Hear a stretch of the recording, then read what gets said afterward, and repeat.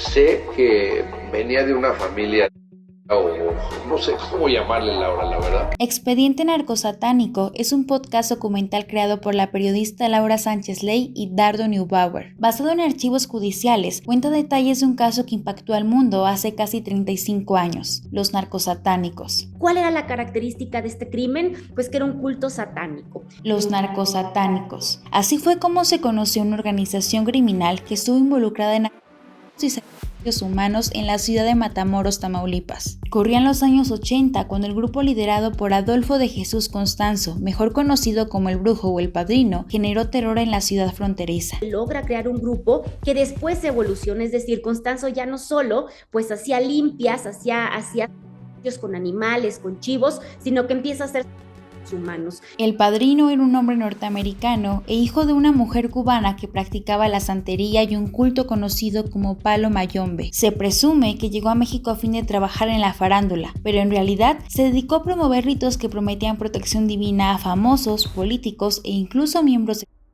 su modus operandi no solo era criminal sino terrorífico al hacer rituales satánicos con sus víctimas, en ocasiones protegidos por la autoridad. Este culto, por ejemplo, operó con la protección de la Procuraduría General de la República. Dentro de sus filas había policías infiltrados que protegieron a los narcosatánicos, por ejemplo. Es decir, Adolfo de Jesús Constanzo, con ayuda de Sara Aldrete, pues le vendía los paquetes santeros. Estos paquetes incluían que a través de actos, a través de que ellos ingirieran los de otros que ya habían hecho, pues tuvieran una protección que no podían rechazar. Se volvían, según Constanzo, invisibles a la víctima que lo cambió todo. Mark Kilrow era un joven estadounidense de apenas 21 años que había en Matamoros. La investigación de su caso se agilizó por los contactos de sus padres, y así las autoridades descubrieron que el rancho Santa Elena era un sitio satánico donde habían sido al menos 13 personas. Este descubrimiento se conectó con toda una serie de pistas y hechos satánicos que terminó con la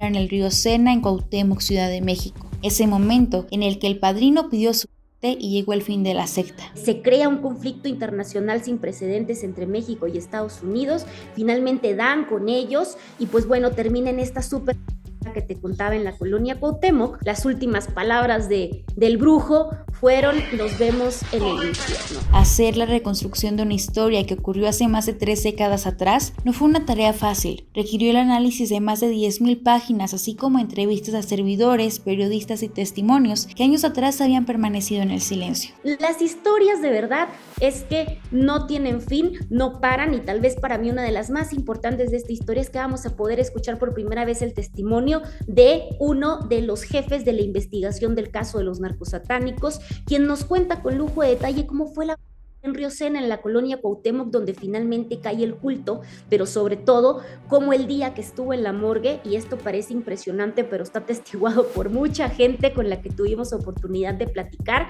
cómo el día que estaba, que yacía sobre la plancha fría, después de varias horas, Adolfo de Jesús abrió los ojos.